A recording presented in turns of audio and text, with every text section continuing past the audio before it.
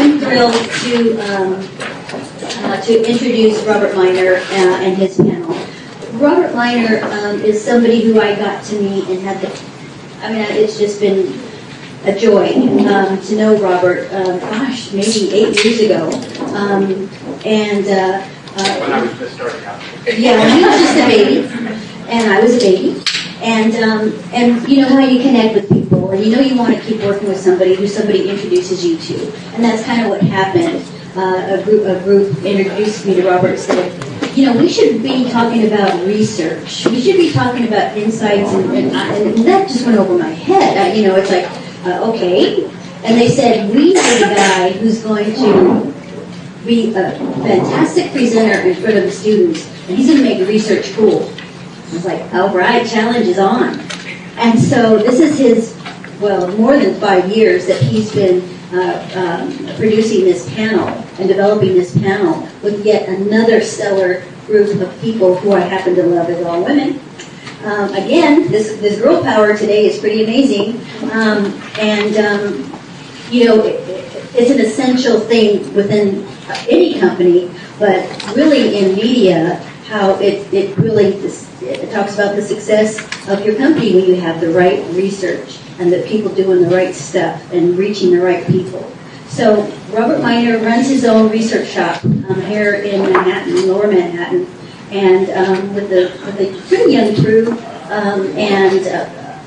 one of probably the most creative people I've ever met. And I think you're going to really enjoy his energy.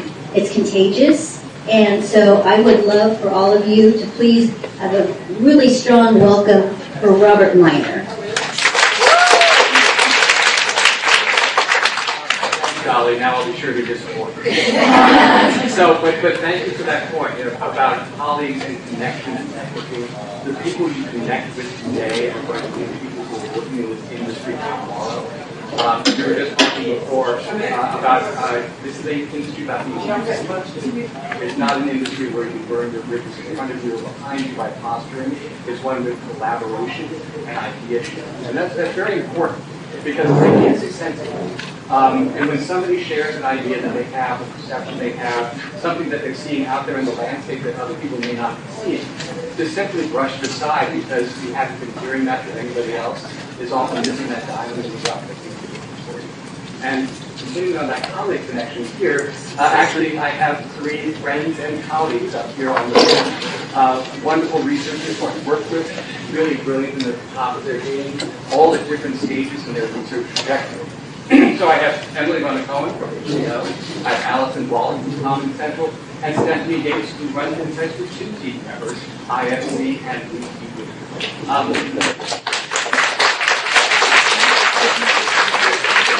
I introduce everybody with their title, but then quickly realize not only the titles didn't mean anything to the audience, but from TV network to TV network, actually those titles don't mean the same thing. So you can find that somebody who's a director in one TV network has the same power and the same areas that they're working with as a VP in another one. So you also, in this category, can't judge people by their title, like you can't judge a book by its cover, or an entry, or an ebook, which doesn't have a cover. So let's start out just on my left. Emily, what's your title and what does that mean in your organization, and what role do you play at HBO? So my title is Consumer and Product Insights Manager, and at HBO that means that I oversee, plan, and execute the research, the primary research projects that we do for our digital products. So whether it be HBO Go, HBO Now, our streaming apps, HBO.com, and also a little bit of our emerging media products, so things that we're doing in the virtual reality space, augmented reality, etc. Gotcha. And getting on to that point of listening to ideas before their time, Emily worked when she was working with me weeks ago, on the earliest stages of HBO Go before it went to the marketplace. This was when everybody said they never even thought of streaming. The marketplace said they weren't ready for it. They went ahead and they built it, and they have one of the most successful streaming platforms out there in the industry. So that's really a matter of really believing in what you're building and believing that the audience is there. And also, the audience is there for Alison. Alison, what's your title over at Comedy Central, and what role do you play over at the network? So I am a brand and consumer insights analyst at Comedy Central, which basically means that, like Emily, I've been running certain projects for. We do research on our shows, pilot testing, we look at the brand and its competitors and how we're doing in the landscape. And we also pull in some industry research, what's going on in culture right now, what's going on in comedy right now, that can help influence that programming and marketing. And being an analyst, I am at the bottom of the rung, so I get lots of help and insight from my manager, director, and VP. Perfect, thank you. And now Stephanie, you're at the helm of insights for two networks, IFC and WE. So tell us about your role there and how that might be different from each of those networks as well. So, well, first I'm the Vice President of Research for WE and IFC, which are two very different brands. So WE, reality-based, female-driven programming, and IFC is a male comedy brand. So very two different audience segments that we target. My role is to be the storyteller of the numbers. So I'm looking at Nielsen data, consumers, a lot of consumer data, customer reports to understand just viewing behavior, why people are tuning into shows, how can I get into my networks, and how do we put on the best product possible, the best content possible to steal share from other networks. So really, at my organization, I'm the storyteller of the numbers. Very perfect. And a pretty good segue there. Every organization is different in terms of how many people are working there, who reports to whom, et cetera. Let's just start with the team. What do the teams look like over at WE and IFC? How many people are in the team? What are they doing? So I have about 4 of each network, 4 team members of each network, and at various levels from analyst to the director level. They're working on traditional TV, what are the Nielsen ratings saying every single day. We're looking at digital, so I'm analyzing our views on our app, on our Roku platform, what's coming in from our .com sites and so forth. So we have people that are looking at that. Social plays a huge role in what we do. Are our shows trending? How does our competition look? So we have different roles. So people, and then scheduling.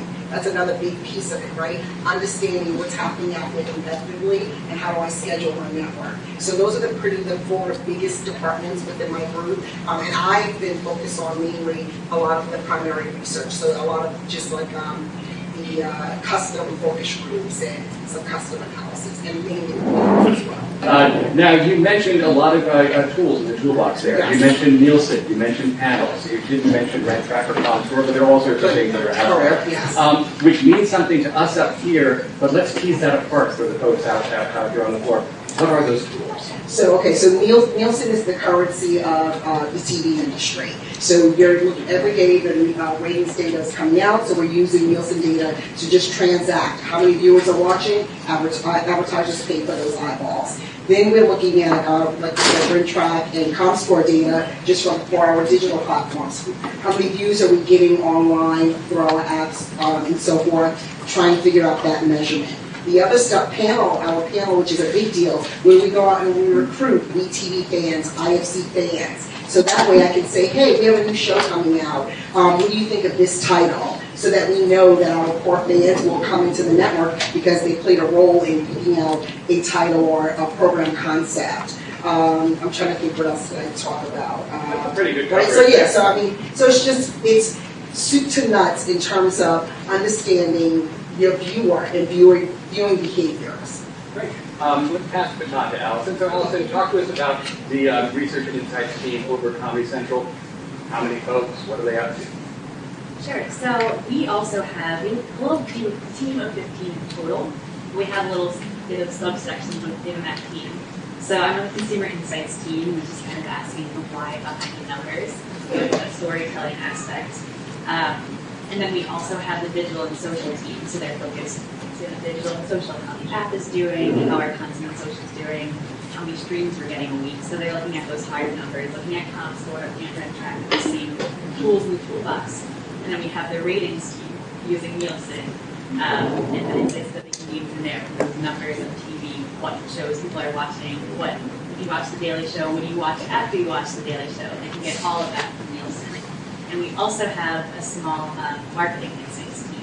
So they look at and we work with them very closely. The whole team is very collaborative. We try to put all of these pieces together to give the full 360 story. We actually call the decks, the reports that we put together, we call them 360 reports sometimes, looking at every research from every angle. And so the marketing insights team looking at how promos do, how promo placement on another network drives viewership back to our channel, things like that. So we have a couple different teams within our team, but we all are very collaborative. And what are the tools in your toolbox? Sure. So on the consumer insight side, we also have a panel. So again, a group of Comedy Central fans who we send online surveys to and keep in touch with. Our surveys can be about the shows we have on air, and as I mentioned, pilot testing. If we're testing a piece of PR, which is like the billboards you see outside, we will get that in our panel and send a survey to them about that.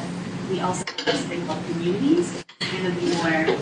It's similar to a panel where we recruit people, Comedy Central viewers or comedy viewers, into a qualitative community, which is basically like, think of Facebook for research. They come to this site, this website, and answer questions that we have for them. It's a little bit more in-depth feedback that we get from them. And we also do focus groups, which is where you're sitting down at a round table most of the time and talking to people about the show, about a concept, about marketing, anything that we have key questions about. So you mentioned qualitative. Yes. Talk to me about qualitative versus quantitative versus syndicated. Yes, good question. So quantitative, that's for me, for the consumer insight side, that's your survey data. So we'll ask them, let's say. Big numbers. Yes. We'll ask them, let's say, to rate a show on a scale of 1 to 5, 5 meaning you loved it, 1 meaning you hate it. So that's the numbers you get back from that. 20% of people hate it.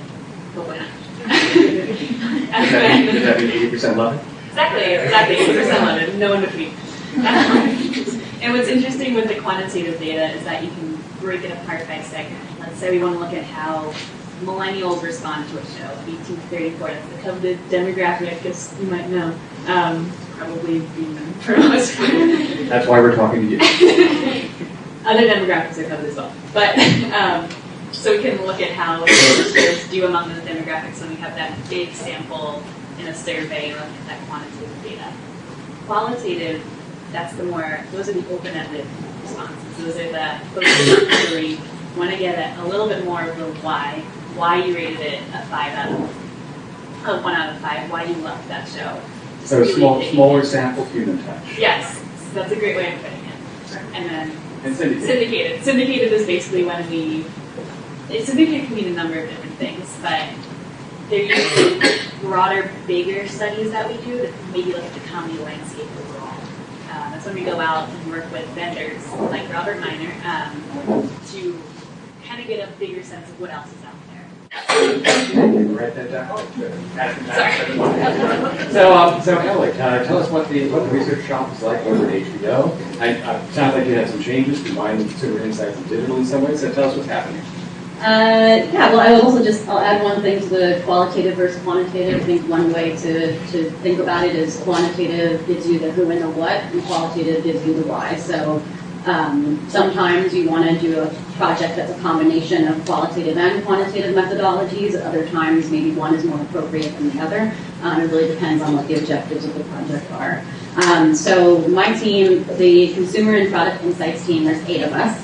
And all of us do custom research, primary research, which means we're the ones actually going out and executing the research ourselves. The data is from projects that we're doing. And let's see, some people focus more on quantitative, some people focus more on qualitative, such as myself. So I'll do a lot of focus group testing, IDIs, which stands for in-depth interviews, one-on-one interviews, ethnographies, which are in-home interviews. Those are really fun. So we have different focuses as far as who our client teams are. Client teams, by that I mean the digital product team at HBO, the marketing team at HBO. My focus is the digital product team, whereas a few other people on my team focus on brand perceptions, promotions, things like that. So they work closely with the marketing team, the creative, content creative team. And we all sit within the wider research department, and there's about 30 of us total. So the other groups we have is audience research, and they tackle things like Nielsen, analyze different ratings, et cetera. And then we also have the analytics team, and they analyze all of our app and site traffic and usage behavior. So I think a good quick example of how I would work closely with those other teams. Where sometimes you're not going to get the full picture if you're just doing just looking at your own data. Sometimes the best thing is to combine forces. So, for example, with the analytics team, they may see that on HBO.com, a lot of people are kind of once they land on the site, they're going to so many different pages and going down that rabbit hole, and that could be interpreted as a great thing, right? Like everybody's so engaged with the site, they just want to see more. Or it could mean that they're trying to find something and they can't for the life of them find it, so they're trying to click around everywhere to find where it is, and they're just, not having any luck. So we would then, on top of looking at that data, on my end, we would do something like an intercept study. So you may be familiar with when you're on a website, suddenly something pops up and it asks you to take a quick 5-minute survey. We would, do something like that and say, how satisfied were you with the experience? What was your intention of coming here? Did you find what you were looking for, etc. So you kind of combine both of those pieces of information to get a full picture. Perfect. So let's talk a little bit. We've talked about what the team is like, but as you enter into the workplace, you're going to be reporting to people.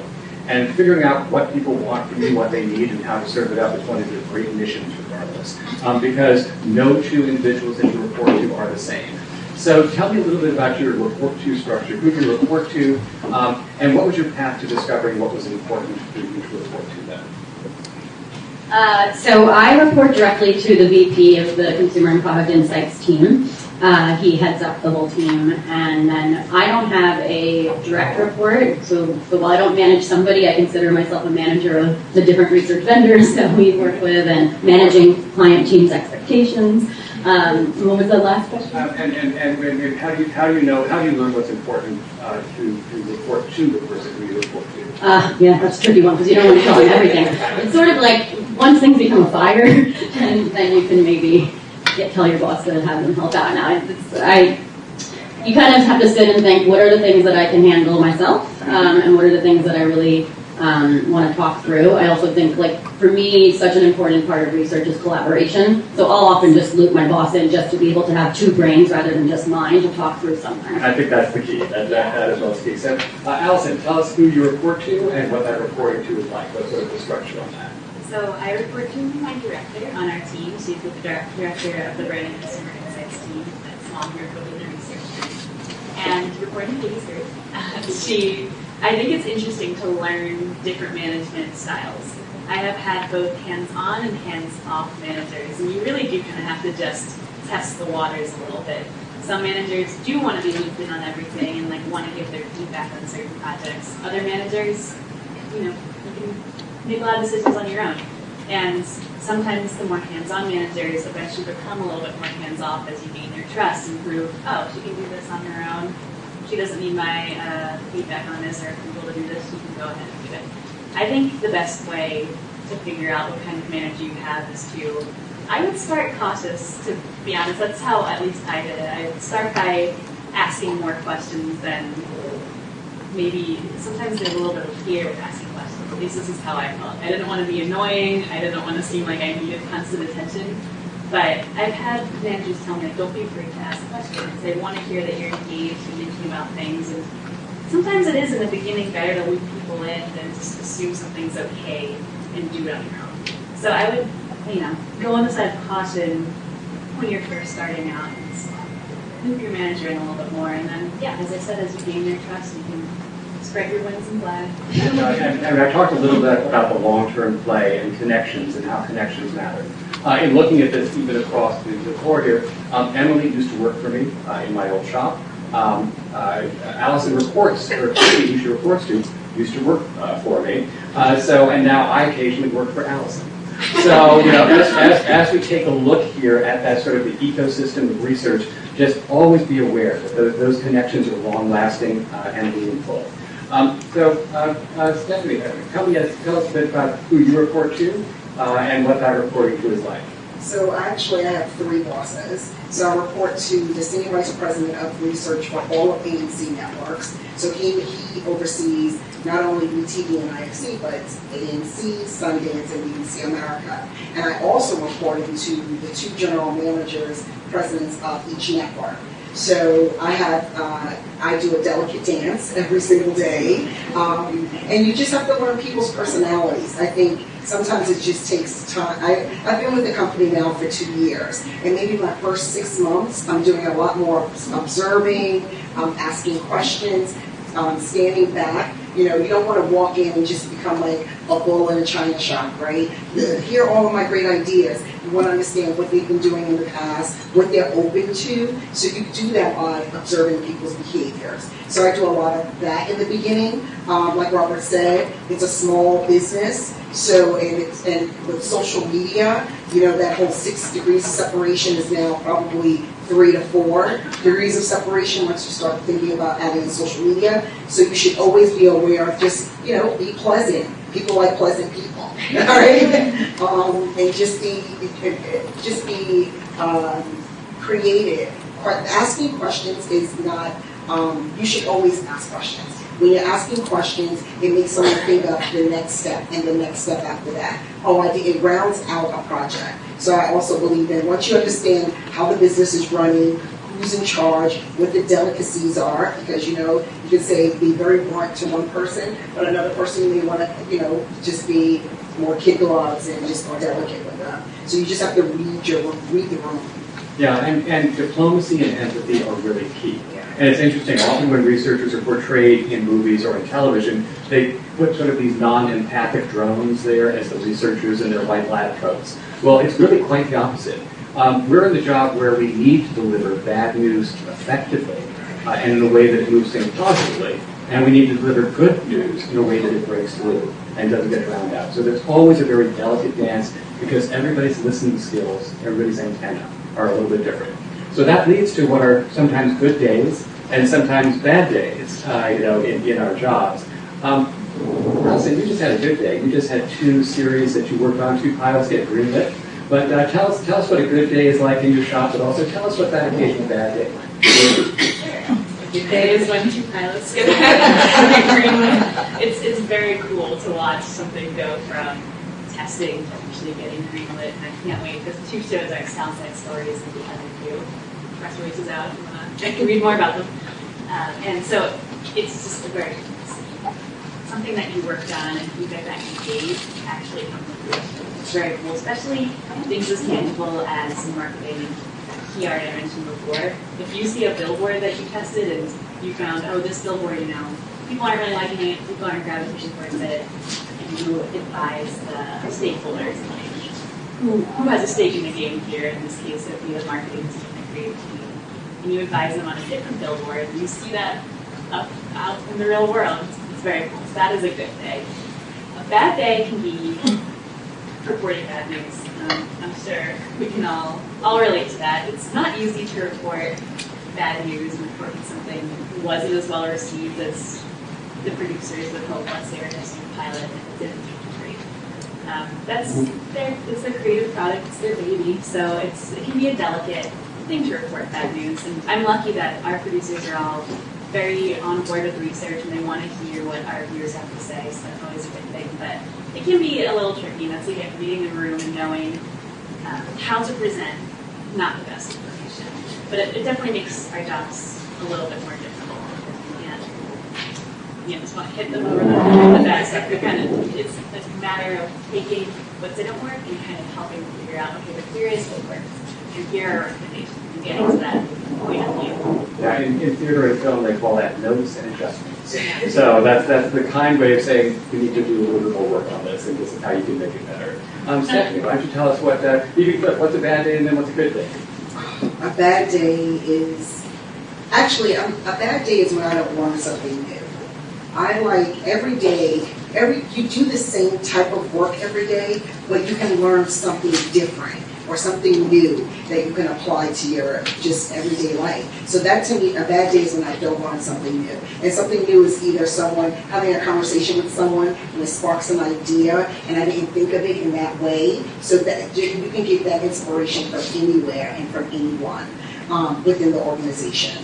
A good day is obviously, everything hit and it hit well. My show got the numbers that I predicted. It hit my estimate. That's a good day for me. And socially, the show is trending because you just see every department has a play in making sure that the show works. Not from research in terms of giving insights into what we think would work, creative services, the production group. So when a show is a hit, I think that's a good day all the way around because the entire company gets to celebrate that.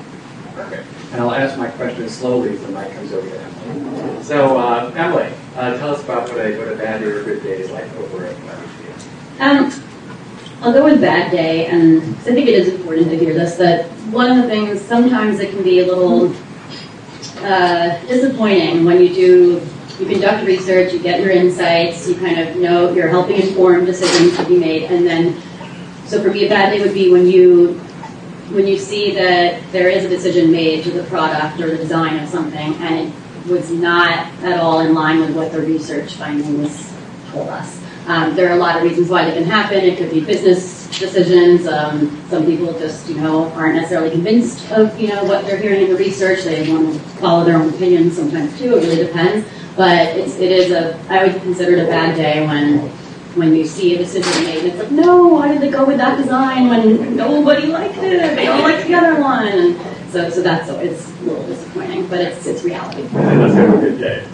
Good day is when kind of going as the opposite of that, a good day is when I love being in research, so that means, actually being in the field. Let's say I'm doing a focus group, and a lot of the stakeholders, the people invested in the project have shown up, they're in the observation room, they're engaged and present, and we have great respondents in the room who are being articulate and providing really valuable insights, and all of the stakeholders are just so excited by hearing, actually talking to real consumers, real people, and hearing what they think, and seeming to really, learn from that. And so it's sort of the opposite of the bad day, where it seems like what we're hearing from people and the findings that we're getting from the project are going to really help impact what gets developed as a result. And what Emily was just sharing is part of what we call the theater of research. And that's one thing that we really do have to understand, is that you need to be able to understand your audience. Sometimes that audience is the consumers who you're speaking with. Sometimes that audience are the executives, the showrunners who you're communicating with. And finding your right voice and your right persona for that is kind of key as well. So it really is a matter of putting yourself out there. It is risky. It is nerve-wracking at first. Researchers don't talk about it, but researchers get stage fright, just like performers get stage fright. I will tell you, holding hands through that as people get used to, holding the floor, and that comes through repetition. That confidence comes from doing this so many times that it's like muscle memory, and you just know, and you've seen, when you presented things one day, people's eyes were drifting, or they were looking at their phones. You presented things another day with a different cadence, and they're sitting there and paying attention. So that really, learning how to position yourself is part of that key. Now, a lot of people think that there's a linear path to research, that, when we were 3 years old, people said, what do you want to be? We said, oh, I want to be a researcher. Rarely happens that way. Rarely happens. So let's take the peripatetic steps to where you got to today. Emily, you've got the mic. So tell us how you got to where you're sitting. I love this question because, I don't think I've ever met someone who had a linear path into research. I think that's changed a little bit now because I think more and more schools are offering some specific courses around research, but back in the day that was not the case. So my story was I actually originally started in TV production. I've been obsessed with television my entire life, like pretty much since the day I was born, and I knew I wanted to work somewhere in media, and so I started off in TV production and did that for about 3 years, and every single show I worked on was canceled within the first season. And it just, to me, there just seemed to be such a huge disconnect between the decision makers, the producers, and the end user, the audience. And I just I'm so passionate about making our entertainment experiences the best they can be that it was just so frustrating to be, watching this happen over and over and over again, where I wanted to bring the voice of the audience to the people making these decisions. So I read a book called The Tipping Point by Malcolm Gladwell. I highly recommend it. And there's a chapter in there about the qualitative research that was done for Sesame Street. And that was a light bulb moment for me. I realized there's a career in this. This is exactly what I want to do. Went to grad school over at Hunter. They had a media research program, still do. And the rest was history. Got a job at Saxon Science with Robert Miner. I ruined everything. So started on the vendor side and then moved over to the client side. First at Nickelodeon, then Grubhub and Seamless, and then HBO. Because TV and food go together. Alison. Yeah, I totally agree that research is not on my radar. I studied media and communications in college, and I did take a marketing class, and market research was a small part of that class, but I never really connected dots between research and TV for sure. Knew I wanted to be in the media industry in some way, but had to figure that out. And I started at Nickelodeon also, and I was on the social and digital team there. So I was helping create the content and promote the content and program it, all of that good stuff, which I really liked. That was super fun for me, and I still like that part of the job, but it all connects to each other, which is a great thing about media, it does all connect. So the reason I switched over to the research side was that part of my job at Nickelodeon was also looking at the numbers, which I liked. And I realized, this is interesting. I want to know more about why these numbers exist and why certain pieces of content do better than others. Why does this meme really relatable for people? Why are they sharing it like crazy? And that's where that qualitative side comes in. And it just really kind of everything aligns. I saw a presentation from one of Nickelodeon's consumer insights researchers on one of the shows on Nick. And I just remember sitting in the audience, it's great to say about meeting, but sitting in the audience of the meeting, and I was so fascinated by the research because they just really understood what was working about the show and what wasn't, and it just sparked so many ideas for me.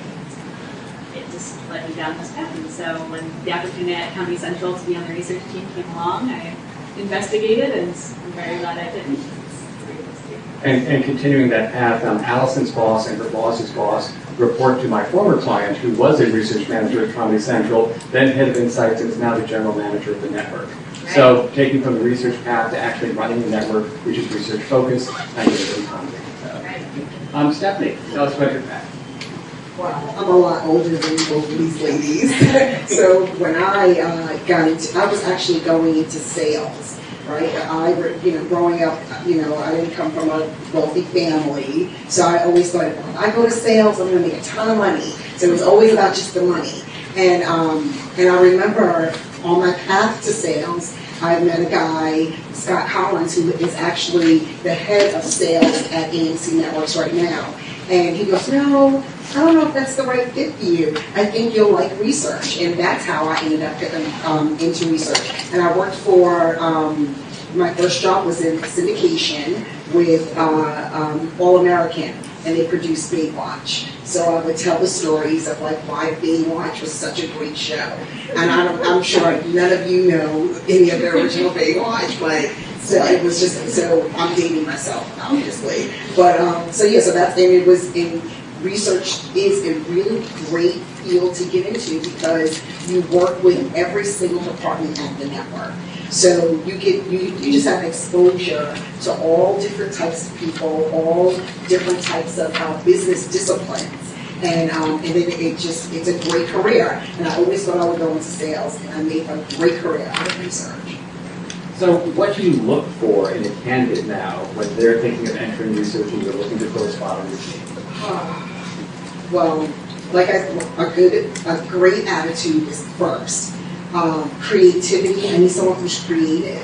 I look at qualities that I don't necessarily always have.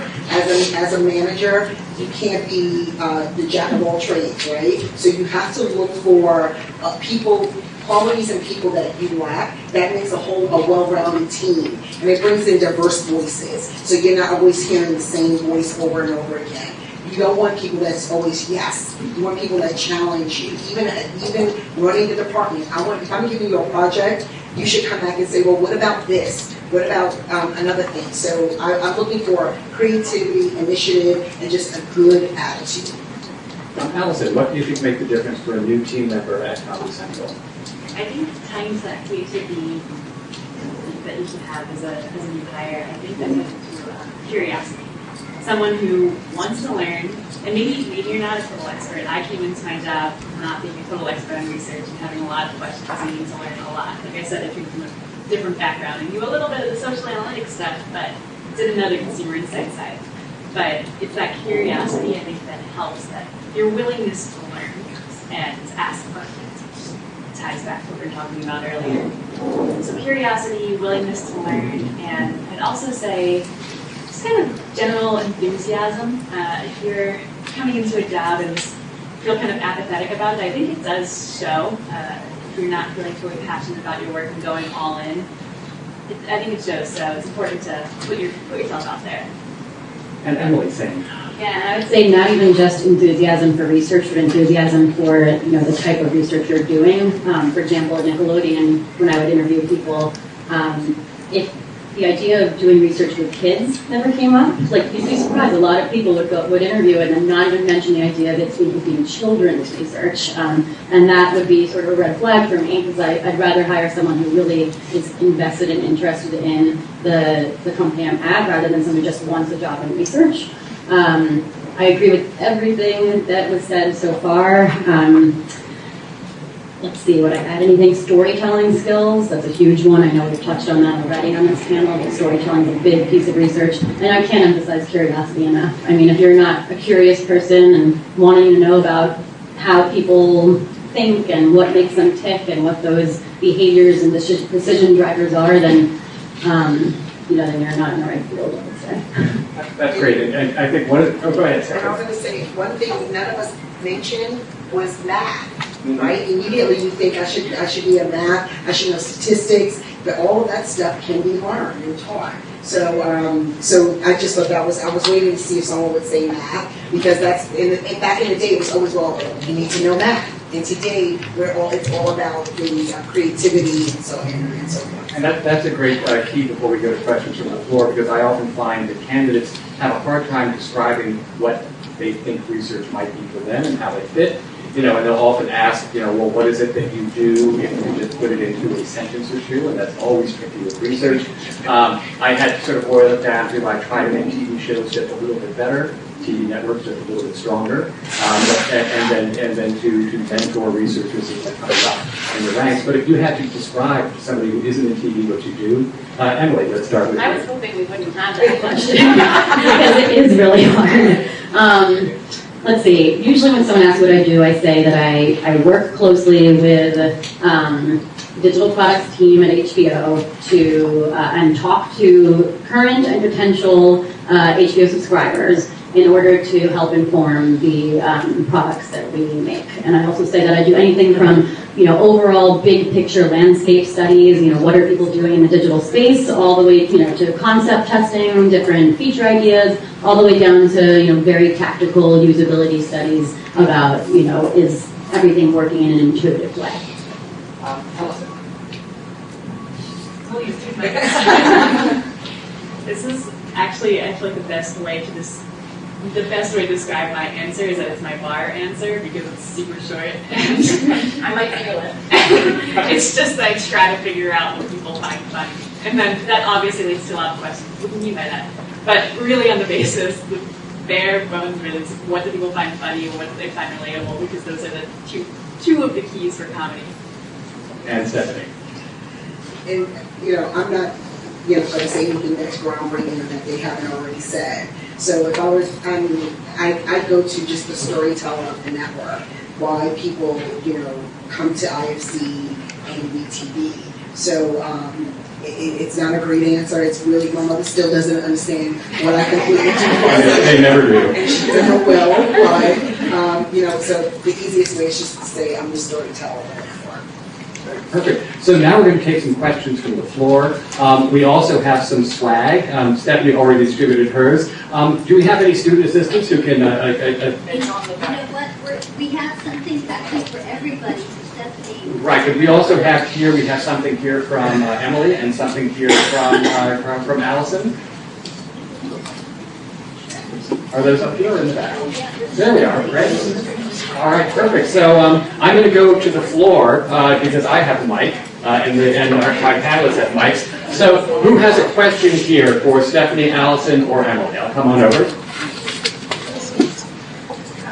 Hi, my name is Yates. I'm from Fordham University. So it's my first year in marketing intelligence, and we should learn something about market research, and we're learning it now. So my question is, how can we represent creativity and curiosity on our resumes? They're totally different from what we are taught how to write resumes. When we write resumes, we write something like we do this to increase how much percent of something we can't represent on our resume. So it makes me a little confused.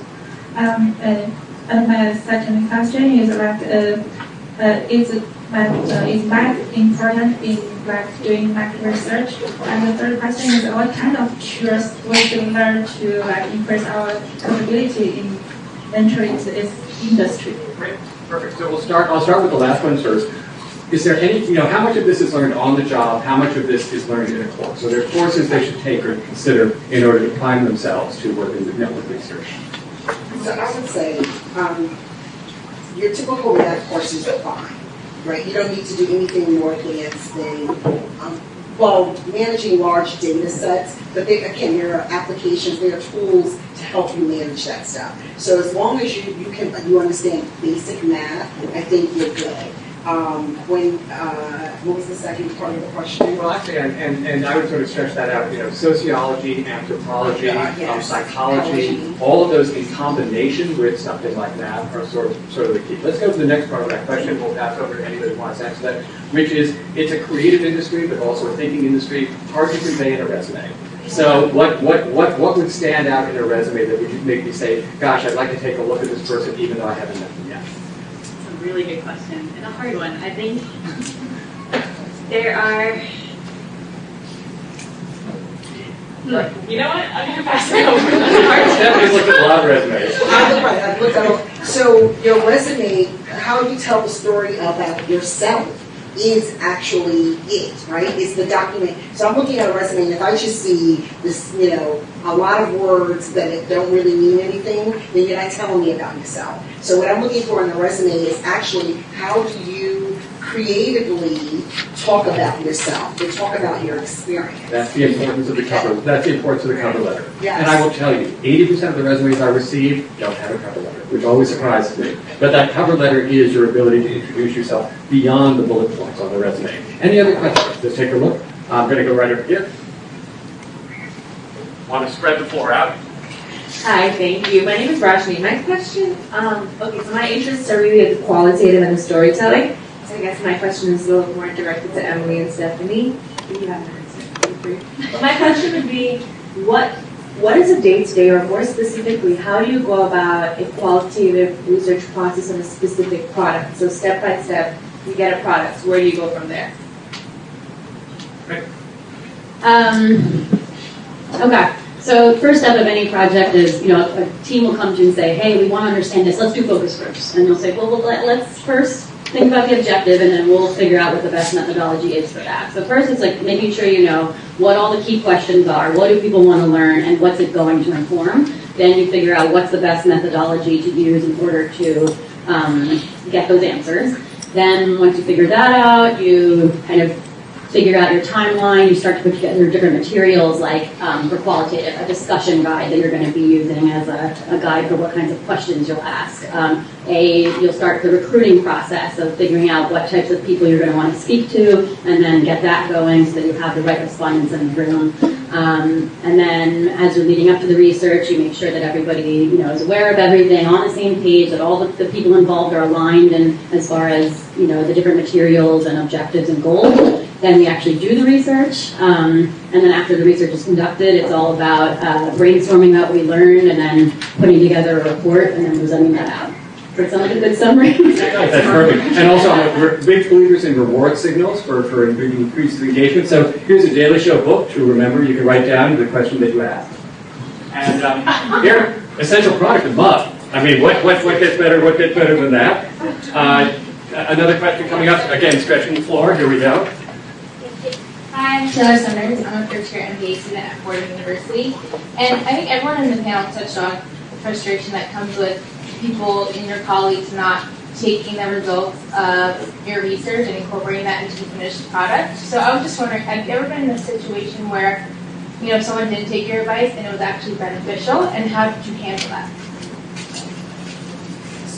So tell us a story about a win, where you gave somebody some clues or cues you were seeing in research, and we've listened to it. Oh no, it was actually the opposite. Oh, they didn't listen. Yeah, so it's someone not taking your advice and just going with that feeling that, no, I think this is going to do well, and then your research is actually not indicative of what was going to happen, and how did you deal with that result? Did you adjust in the future, how you approach certain things? Oh, it's a bad day question. Good. Yeah, sorry. I know, but there's learning to be had with that as well, right? So first off, you own it. Hey, we would have went down this road. That's why research and your gut instincts work well together, right? So if when I'm working with a development person who's been in this business for a long time, if the research is part of the big picture, right? Some of it, your gut tells you, like, this show is going to work. So if I go in with my research and I say, yeah, your gut is wrong, I don't think that's going to work. And if it does actually work, I have to own it, right? And then try to peel out, what about my research, the questions that I didn't ask that would have led me to these other answers. So it just goes back to asking, again, more and more questions. But the first thing I do is own it. And sometimes, again, learning from it is key, but sometimes also, what part of the research you're looking at makes a difference. Emily's team is a case in point in that. When they started building HBO Go, it was in a dial-up environment, and then it was in ISDN, and then if they took surveys, everybody said they would never watch long-form TV on their laptop. They didn't have streaming devices. And also, when Netflix announced, Reed Hastings announced that they were going to start streaming, his stock dropped 35% because everybody knew it was the stupidest idea on the planet. So sometimes, even as a researcher, you may see that 80% say they're going to do this, and 8% say that they would do it, and people say, well, then why listen to that 8%? It's about the passion that you're seeing and the potential, too. So, since you were talking about a rainy day, there's an umbrella. I do think, could we just, not to bring up politics, but like post-election polls weren't what we thought they would, the polls didn't quite predict what we thought was going to happen.